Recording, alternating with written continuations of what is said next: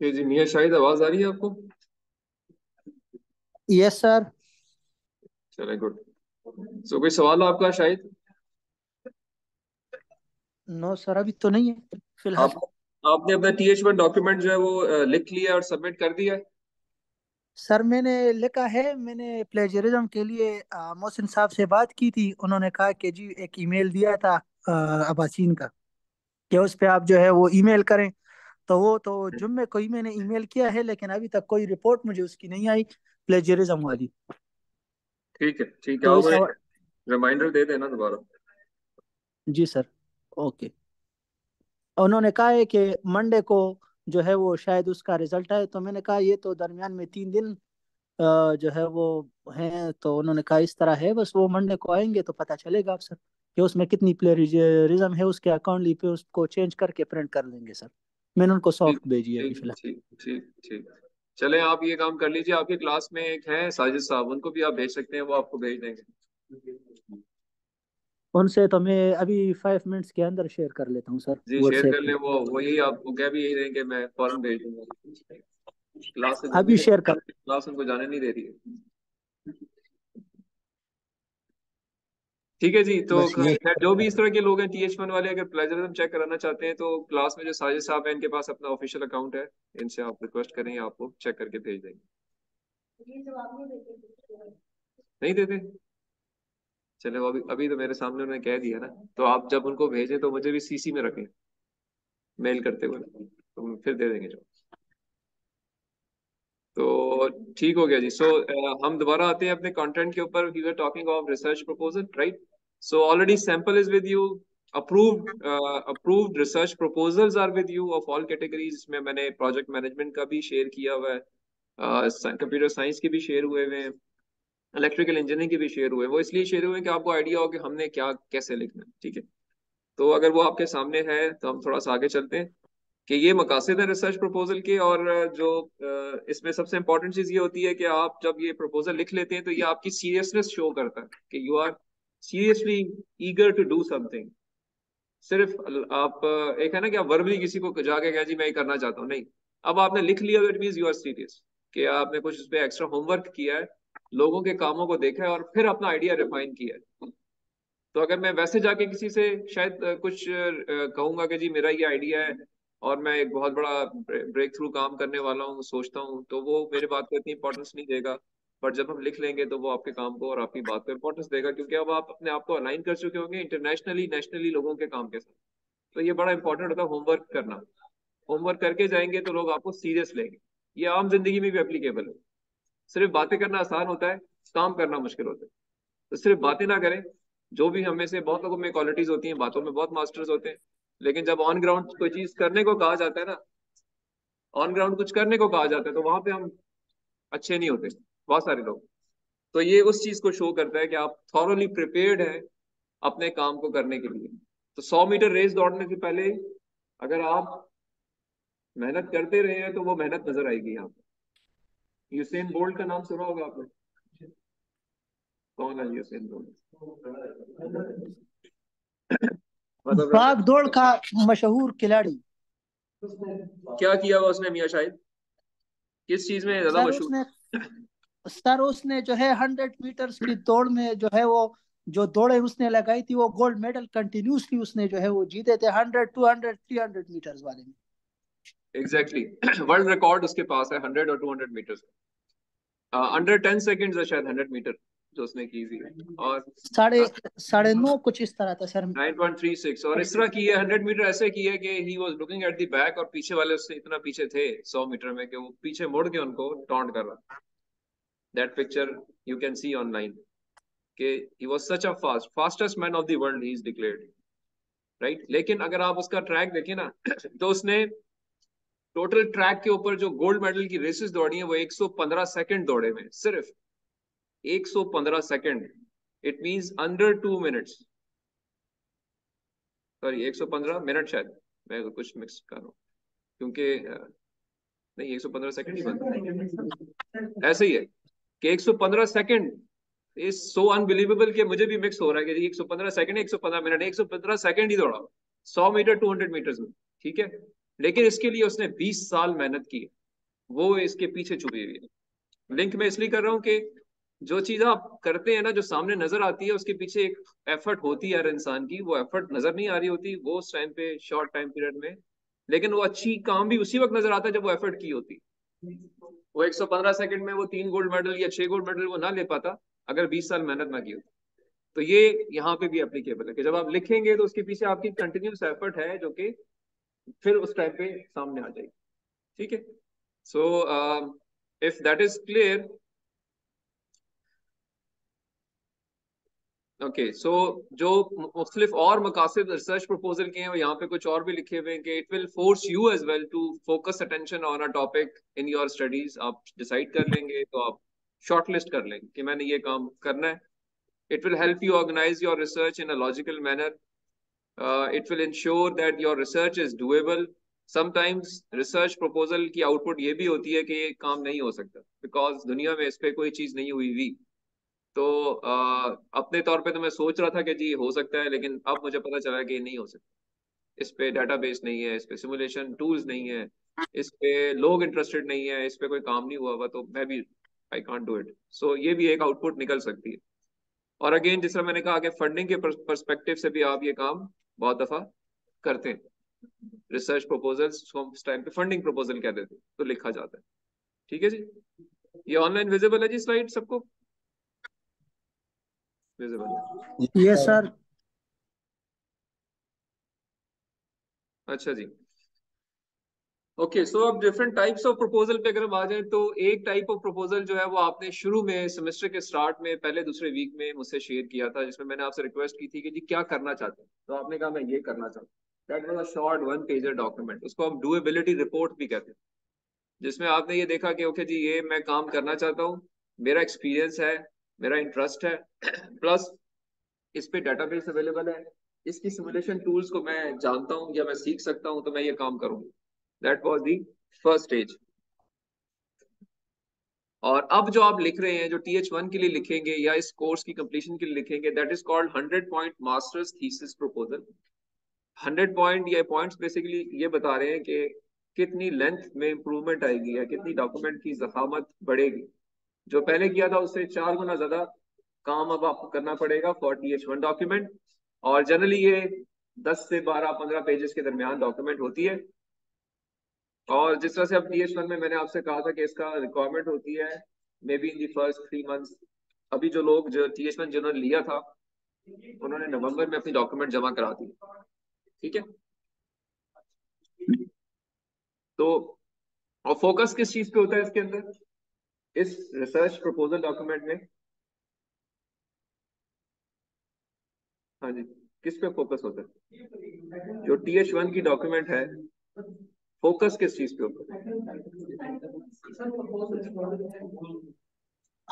अपने ऑब्जेक्टिव्स को सर के जो मेरे ऑब्जेक्टिव्स हैं वो वाकई अटेनेबल हैं, उनको डिफेंड करने में, और अपने प्रपोजल टाइटल को डिफेंड करने के लिए जो है सर वो थीसिस वन है मेरे ख्याल में। और कुछ इसके अलावा?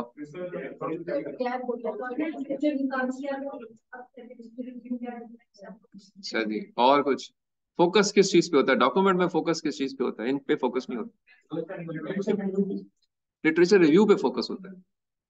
जो सबसे मेजर कंटेंट है ना आपकी इस डॉक्यूमेंट का, वो लिटरेचर रिव्यू है। अब वो उसका मकसद यही है जो आप बातें कर रहे हैं कि आप ऑब्जेक्टिव्स को डिफाइन करना चाह रहे हैं, आप टाइटल को डिफाइन करना चाह रहे हैं, आप मेथोडोलॉजी को डिफाइन करना चाह रहे हैं, लेकिन डॉक्यूमेंट का फोकस रिसर्च लिटरेचर रिव्यू पे है। आपने अच्छे पेपर पढ़ने हैं। देखिए हमने अभी तक क्या डिस्कस किया, क्वालिटी पेपर कॉन्फ्रेंस में, जर्नल्स में, क्वालिटी मैट्रिक्स बनाया, पेपर पढ़ने, उनके अंदर से कंटेंट निकालना है, क्रिटिकल रीड करना है, उनको यहाँ लिखना है। तो फोकस लिटरेचर रिव्यू पे होता है। बस ये ध्यान में रखें। लिटरेचर रिव्यू क्या है? वो जो 5 3 4 पेज आपने बीच में डाले, उनके जो रेफरेंसेस दिए हैं, वो सारा कुछ। तो focus of research proposal is literature review. अच्छे पेपर पढ़े, अच्छे पेपर रेफर करें, your idea will be accepted. अगर आप वहां पे कोई कामचोरी करते हैं, कट पेस्टिंग करते हैं, paper idea will be rejected. चाहे जितना अच्छा आप टॉपिक को डिफेंड कर रहे हो, लेकिन अगर पेपर्स आपने अच्छे नहीं रखे हुए, रेफरेंसेस कंप्लीट नहीं किए हुए, तो आपका आइडिया फ्लॉप हो जाएगा, ऑब्जेक्टिव फ्लॉप हो जाएंगे। ठीक है मियां शाहिद? मियां शाहिद आवाज आ रही है? Yes sir. तो यस आपके सर। सवाल का जवाब मैंने दिया है कि आपने फोकस अपने लिटरेचर रिव्यू पे रखना है। ठीक है राफिया? Okay sir. ओके, जब आप आगे मूव करेंगे इंशाल्लाह पीएचडी की तरफ जाते हैं, अगर आप में से जो लोग, तो पीएचडी का जो कंटेंट होता है रिसर्च प्रपोजल वहां भी होता है, वहां भी आपका डिसर्टेशन प्रपोजल होता है, वो that is called 300 point dissertation. Master से 3 गुना ज्यादा होता है। और आप कोशिश करते हैं कि जितनी वर्ल्डली नॉलेज है उसको पहले पढ़ लें और उसको डिस्कस करें। Again focus is on literature review, कि जी मैंने जो चीज अवेलेबल थी दुनिया में इस टॉपिक से मुतालिक वो मैंने गो थ्रू कर लिया है, उससे मैंने कंटेंट निकाल लिया है और ये मेरी डॉक्यूमेंट है, इसकी बेस पे अब मैं गैस निकाल रहा हूँ और काम करूँ। ठीक है? So it's a completed thing in that regard. But it's की इसकी जो आप कहेंगे जो कंटेंट की जो डेफिनेशन है वो 3 गुना ज्यादा है मास्टर्स में। सो मास्टर्स में आप हो सकता है कुछ चीजें मिस कर जाएं जो दुनिया के अंदर हो रही है, एक्सेप्टेबल है। बट पीएचडी के अंदर आपने हर चीज को, मैंने एक आपको शुरू में एक सर्कल दिखाया था वर्ल्डली नॉलेज का, मैंने कहा था कि go and touch the boundary and keep pushing that boundary to create a bomb. That was the first flight. So वो चीज अचीव करने के लिए आपको थॉरोली यहाँ पे इस पर्टिकुलर डॉक्यूमेंट में तैयारी करनी होती है। पीएचडी का जो डिसर्टेशन होता है या प्रपोजल होता है, जो फॉर्मल प्रोसीजर पीएचडी के एक्सेप्टेंस का है वो ये है कि आप जब प्रपोजल डिफेंस कर लेते हैं उसके बाद आपका एक रिसर्च पेपर पब्लिश होना चाहिए। ठीक है राकेश? और वो उसकी बेस के ऊपर आपकी कैटेगरी क्लिक होती है कि जी ओके नाउ आप पीएचडी का थीसिस डिफेंड कर सकते हैं। तो 3 1 साल तक लोग सिर्फ प्रपोजल जब एडमिट हो जाते हैं पीएचडी के अंदर, around 3 years they keep doing literature review. 2 से 3 साल के बाद जाके वो प्रपोजल डिफेंस करते हैं। अगर आप देखें मास्टर्स में आप 2 साल में अपना काम पूरा करते हैं, इधर सिर्फ प्रपोजल डिफेंस 3 साल बाद होता है, जिसमें आपका कोर्स वर्क और बाद में कुछ और फॉर्मेलिटीज भी हैं। बट ये कि थीसिस साथ साथ आप कर रहे होते हैं। ठीक है जी? तो कोई क्वेश्चन यहाँ पे? हाँ जी राइट। अभी जो क्या नाम है, जो आपने बताया कि मतलब जो इस बना है हमारा जो है इसी लेना ठीक है, उसमें हमारा ये है कि मतलब रिजल्ट प्रपोजल हो गया ठीक है, सेकंड वाला ठीक है। मेरा क्वेश्चन ये है कि मतलब अभी हम मतलब मैं रिसीव कर रहा हूँ ठीक है, तो इसका मतलब ये है कि मुझे रिसर्च पेपर नहीं बनाना, सिर्फ मुझे रिसर्च प्रपोजल बनाना है, उसका थीसिस बनाना है और अभी जो आप कर रहे हैं, आप सवाल दोबारा करें, क्या कर रहे हैं दोबारा? जो TH1 में आप करना चाह रहे हैं उसका पूछ रहे हो क्या?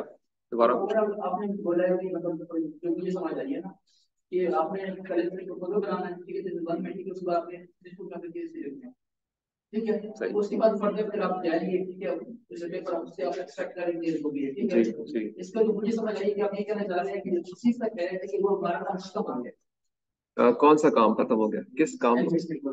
हाँ, thesis thesis means thesis student की बात कर रहे हो कि? हाँ खत्म हो गया, ठीक है बिल्कुल। जो रिसर्च पेपर हम उससे बनाए कि वो हमारा लाजमी नहीं है, लाजमी नहीं, लाजमी नहीं। मास्टर्स करने के लिए, डिग्री अवार्ड करने के लिए रिसर्च थीसिस में से पेपर का निकलना लाजमी नहीं। बहुत सारे लोग हैं, अगर मैं गलत नहीं हूं तो अराउंड 80% लोग हैं जो कि थीसिस में से पेपर्स नहीं लिखते, बस सिर्फ थीसिस करते हैं, देखो। 20% लोग हैं जो कि उसमें से फिर रिसर्च पेपर भी लिखते हैं। ठीक है? आपने यहाँ कुछ एक दो डिफेंस सुने हैं ना, उसमें आपने एक आध का तो देखा होगा, उसने कहा होगा जी मैंने पेपर लिखा है, दिखाया भी था उसने। और बाकी कुछ लोगों ने, एक दो ने कहा नहीं हमने कोई पेपर नहीं लिखा, बस डॉक्यूमेंट अपना सिर्फ थीसिस लिखा है। कुछ पूछ रही हैं?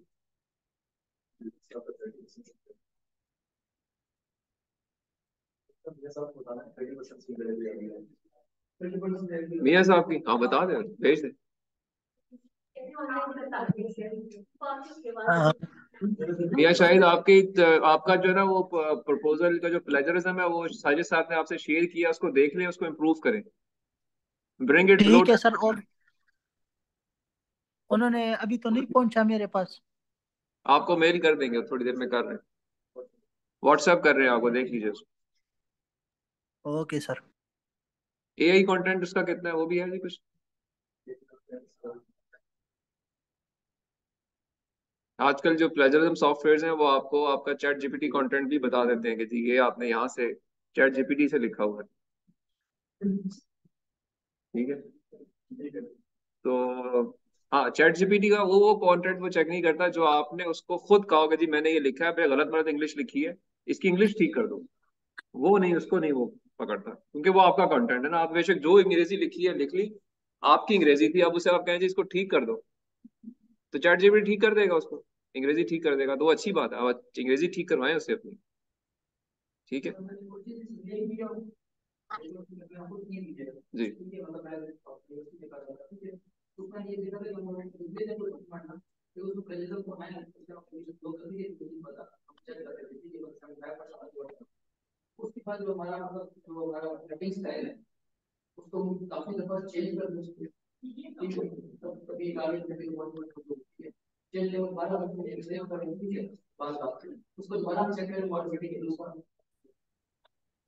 वो बहुत मेहनत कर रहे थे ना, अब इतनी मेहनत की जरूरत ही नहीं है आजकल। आजकल चीजें आसान है, आप पिक्चर डाल दें, पिक्चर चेक नहीं होगी। लेकिन 12 चलो।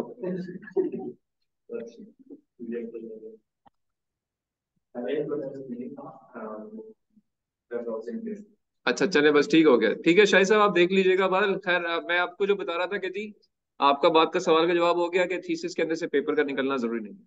ठीक है, डिसर्टेशंस की हम बात कर रहे थे, तो एक है डुएबिलिटी रिपोर्ट, एक है रिसर्च प्रपोजल टेम्पलेट, एक है थीसिस, एक है पीएचडी थीसिस। सो इन सब की अलग अलग रिक्वायरमेंट्स हैं, उनको हमें मद्देनजर रखना चाहिए। और मैंने अब आपको ये शायद चीज पहले भी दिखाई हुई थी कि जो प्रपोजल डॉक्यूमेंट होती है उसमें कमोबेश ये आइटम्स होते हैं। इसके अंदर आप अपना टाइटल डिफाइन करते हैं, इसके अंदर आप अपने लिटरेचर रिव्यू को, ये जो से पर्पस और इम्पोर्टेंस ऑफ स्टडी है, ये इंट्रोडक्शन सेक्शन है। इंट्रोडक्शन जब आप लिखते हैं तो उसके अंदर आप बताते हैं कि मैं ये काम क्यों करना चाह रहा हूँ और ये काम क्यों अहम है। तो मैंने आपको 2 पंच लाइन्स बताई थी, ठीक है राफिया।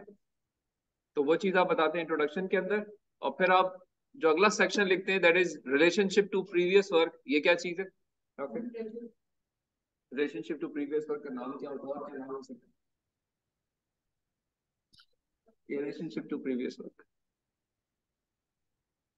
क्या चीज है? लिटरेचर रिव्यू होगा सर। लिटरेचर रिव्यू होगा। हाँ तो वही पूछ रहा हूँ ना, आप क्लास में नहीं है इसलिए पूछ रहा हूँ। तो लिटरेचर रिव्यू आप जो है वो लिखेंगे तो एक मेजर, और इसके बाद आप अगला सेक्शन देखें, मेथडोलॉजी एंड डाटा कलेक्शन के बारे में लिखा हुआ है। तो ये बेसिकली आपकी प्रोपोज्ड मेथडोलॉजी है, जो कि सिर्फ मेथड आपने बताना है, इसमें मेथड की इम्प्लीमेंटेशन नहीं है। ठीक है, इस पूरी हेडिंग्स के अंदर जो सबसे अहम चीज है वो है रिलेशनशिप टू प्रीवियस वर्क। ये वो मोटी चीज है जिसपे आपका सबसे ज्यादा फोकस होना चाहिए। I repeat again and again. ठीक है, literature review is the focus of this document. Better this section, better is the chance of acceptance. Better is the presentation revolving around the same. Presentation भी जब बनाएंगे तो इसी को focus करके बनाएंगे आप। ठीक है, अगर अच्छे पेपर डिस्कस कर रहे होंगे, आपकी जो एवेल्युएटर्स हैं वो कहेंगे यार ठीक है बिल्कुल इसने बहुत अच्छा होमवर्क किया हुआ है। तो आपका अगर टाइटल थोड़ा वीक भी होगा तो still they will accept it और give it a due weightage, improvement suggest कर देंगे। लेकिन अगर पेपर्स वीक होंगे तो चाहे जितना अच्छा टॉपिक भी हो वो आपका नहीं होगा एक्सेप्ट, वो कहेंगे दोबारा करें। ठीक है, सो ये, और इसके बाद इसमें जो चीजें हैं, टाइम टेबल आप इनफैक्ट अपना एक टाइम लाइंस डिफाइन करते हैं। मैंने आपको एक प्रेजेंटेशन दिखाई भी थी सैंपल के तौर पे, उसके अंदर आपने ये टाइम लाइंस डिफाइन करनी होती हैं। एनी रिसोर्स रिक्वायरमेंट्स ये इस परस्पेक्टिव से होती है कि आप कोई ऐसा थीसिस भी समटाइम्स करना चाह रहे होते हैं कि जो फंडेड होता है, किसी टीचर ने उसमें आपको रिसोर्सेज भी देनी होती हैं, तो आप वो मेंशन कर सकते हैं।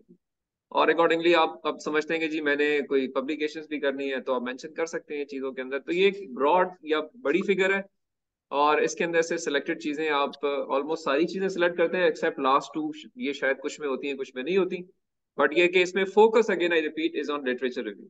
ठीक है, अच्छा, ये चीज़ अगर समझ आ गई है तो हम यहाँ पे करते हैं ब्रेक। इसके बाद मैं आपको बताऊंगा फ्रॉम प्रोजेक्ट मैनेजमेंट साइड कि अब आपने चूंकि किसी एक पर्टिकुलर पॉपुलेशन को फोकस करना होगा, जो मैनेजमेंट साइज के लोग हैं, वो पॉपुलेशन, उनका सैंपल साइज, उनके आपस में जो रिलेशनशिप्स हैं, उनको हम बात करेंगे ब्रेक के बाद। ठीक है जी, तो जो लोग स्पेशली प्रोजेक्ट मैनेजमेंट के हैं, कौन कौन से हैं? ज्यादातर वही लोग हैं, लेकिन ये बाकी लोगों के लिए भी इंपॉर्टेंट है। तो उस हवाले से जरा हम बात करेंगे कि इसको कैसे आपने अपने सिस्टम में लेकर आ। ठीक है जी, ऑनलाइन पार्टिसिपेंट्स का कोई सवाल है तो पूछें जी। सर मेरा क्वेश्चन है, लेकिन वो तो लास्ट में मैं फिर पूछ लूंगा। अ, एक आपसे रिसर्च प्रपोजल के हवाले से है। जिस तरह हम तो अभी वैसे भी रिसर्च प्रपोजल ही डिस्कस कर रहे हैं, तो सर वैसे अगर प्लेजरिज्म की बात की जाए तो एक रिसर्च पेपर में कितना तक अलाउ है कि आप प्लेजरिज्म कर सकते हैं? सपोज जिस तरह मेरा बेस पेपर है, तो लाजमन मेरा बेस पेपर जो है वो मेरे टॉपिक से रिलेटेड होगा, और उसमें जो काम हुआ हुआ है तो उसको भी मैं एक्सप्लेन करूंगा अपने प्रपोजल में। तो अगर मैं उसको फिर अपने सॉफ्टवेयर के थ्रू इसको रन करूं प्लेरिज्म, तो वो मेरा बेस पेपर लाजमन उठाएगा कि भाई आपने इससे जो है वो आइडियाज लिए हैं, या आपने इसका थोड़ा से कंटेंट्स वगैरह लिए हुए हैं। तो इस बारे में सर थोड़ा सा गाइड कीजिएगा। बिल्कुल, शायद अच्छा सवाल है जी। सबके लिए क्वेश्चन ये इंपॉर्टेंट है। देखिए, जब आप अपना प्रपोजल लिखते हैं तो बेसलाइन पेपर को फोकस कर रहे होते हैं बहुत सारे लोग। ठीक है राफिया, क्या कर रहे होते हैं हम? जब सवाल क्या था मियां शाहिद का, नहीं सुना? अच्छा चलो, मैम का सवाल भी दे दीजिएगा। मैं ये भी सवाल उनका ये था मियां शाहिद का जी, कि प्रपोजल डॉक्यूमेंट में जब लिख रहा हूँ तो मैं, क्योंकि मैं अपने एंड खुद कुछ नहीं कर रहा, बहुत सारे लोग हमारे ऐसे जो खुद शायद एक बेस लाइन पेपर को फॉलो कर रहे हैं, तो वहां से कंटेंट ले रहे होंगे आप, तो वो प्लेजरिज्म में शो होगा। ठीक है, वो ये सवाल कर रहे हैं कि जब मैं क्या करूं अगर वो शो हो रहा हो। इसका जवाब ये है कि देखिए, वो जो आपका बेस लाइन डॉक्यूमेंट था ना, वो तो इसलिए था कि आपको असिस्ट करे। इसमें अब आपने अपनी इंटेलिजेंस यूज करनी है, आपने उसके कंटेंट को एज इट इज कॉपी नहीं करना, ना ही कहीं ये मेंशन करना है कि मेरा बेसलाइन पेपर ये है। That is for your assistance. Intelligently उसको यूज करें, उसके कंटेंट को खुद लिख सकते हैं आप। प्लेजरिज्म जो है वो उस वक्त आता है जब आप कट पेस्ट करते हैं। अगर आप उसके आइडिया को, थीम को उठा के अपने लफ्जों में लिखेंगे और कुछ चीज ऐड डिलीट करेंगे, क्योंकि आप एक पेपर तो नहीं पढ़ रहे ना, आप और भी पेपर्स पढ़ रहे हैं, तो now you can improve upon that content which you are picking from the baseline paper, and then you will, once you write it, plagiarism will go off. जैसे YouTube में भी कंटेंट जो होता है डालते हैं, उस पे कॉपीराइट्स आ जाते हैं, तो हम उसको इन शॉर्ट जो एप्लीकेशन है उस पे जाकर थोड़ा बहुत एडिट करते हैं, ये वॉइस ओवर कर देते हैं, चीजें एडिट करते हैं ताकि दूसरे को बीट भी ना हो और उनसे बैग ना हो। ठीक है, आप तो मतलब प्योरली बात कर रही है ना कि वो जो 2 नंबरी करते हैं हम, मैं उसकी बात नहीं कर रहा हूँ। मैं कह रहा हूँ कि बेसलाइन पेपर इज अ मतलब मैं थोड़ी इम्प्रूव फॉर्म पे बात कर रहा हूँ। बेसलाइन पेपर पढ़ लिया आपने, आपका मेन थीम वहीं से है, अब आप बनाएंगे अपना ही कंटेंट।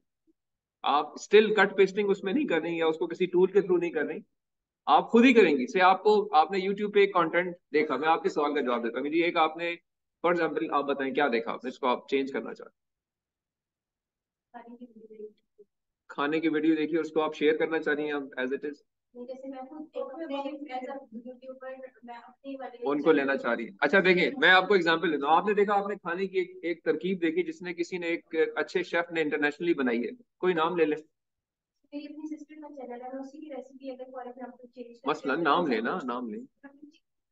चिकन कढ़ाई से, चलिए आपने चिकन कढ़ाई देखी किसी ने बनाई है, एक तो ये था कि उसकी एज इट इज आपने वीडियो पोस्ट कर देती हैं आप, जिसमें कॉपीराइट आ जाता है कि जी ये तो इसकी है, आपकी नहीं है। अब एक तरीका, आइडिया उठाया, ठीक, आइडिया उठाया, अब आपने खुद चिकन कढ़ाई बनाई, अपनी वीडियो बनाई और अपलोड कर दी, इसको कोई एतराज नहीं करेगा, इसमें कोई कॉपीराइट भी नहीं है। हाँ, तो ये चीज है जिसको आप इस तरह से ले सकते हैं। इस केस में ये एप्लीकेबल है। यहाँ पे थोड़ा सा आप करना है कि बेसलाइन पेपर, मियां शायद आपको आवाज आ रही है मेरी? Yes sir. मैं ये कह रहा हूँ कि आपने बेसलाइन पेपर जो रखा हुआ है ना, उसके साथ साथ आप माशाल्लाह आप इस स्टेज पे आ गए हैं अगले पिछले 1-2 महीनों में, कि आपने और भी बहुत सारे पेपर्स पढ़े होंगे। ठीक है एग्जैक्टली डॉक्टर सर। मेरा आपकी बात थोड़ी सी काट रहा हूँ सर। मेरा इस टाइम जो रिपोर्ट आ रहा है बकौल साहब? साजिद साहब के, हाँ हाँ। तो सिमिलर इंडेक्स जो है वो 30 है, इंटरनेट सोर्स 10 है, पब्लिकेशंस 22 हैं, स्टूडेंट्स पेपर 10 है, जिसमें मेरा बेस पेपर जो है वो 18% है सर।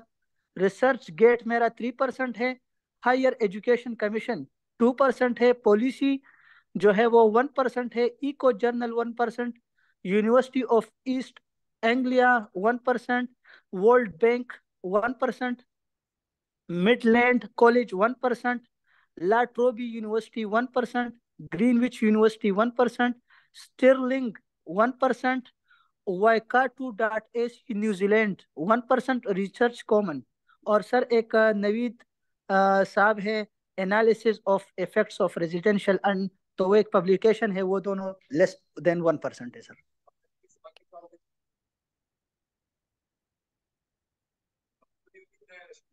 दे दूं इसका? आवाज आ रही है आपको? जी सॉरी सर। इसका आपको अभी? जी आवाज आ रही है कि नहीं आ रही? सॉरी सर, आवाज अभी आपकी आ गई है, क्या हाँ, कह रहे थे मैं ये सर? पूछ रहा हूँ कि आपके सवाल का आप जवाब दे दूं? जी सर, जी सर। देखें, ये डिस्ट्रीब्यूशन जो आपने बताई ना, ठीक है, ऐसे ही आएगी। मैं इसको थोड़ा सा एक्सप्लेन करने की कोशिश कर रहा था कि आपने इस तरह कहा ना, इसमें एक मेजर जो पोर्शन आ रहा है वो 18% आ रहा है आपके बेसलाइन पेपर का। ऐसे ही है? जी सर, जी सर। उसका जवाब मैं ये दे रहा था कि अगर आप ऐसा समझते हैं कि जी मेरा एक एक पोर्शन स्पेसिफिकली ज्यादा आ रहा है, और वो इस वजह से आ रहा होगा कि आपने वहां से एज इट इज चीजें कट पेस्ट की होंगी उसी पैटर्न पे जिस पैटर्न पे उस पेपर ने डिस्क्राइब की हुई।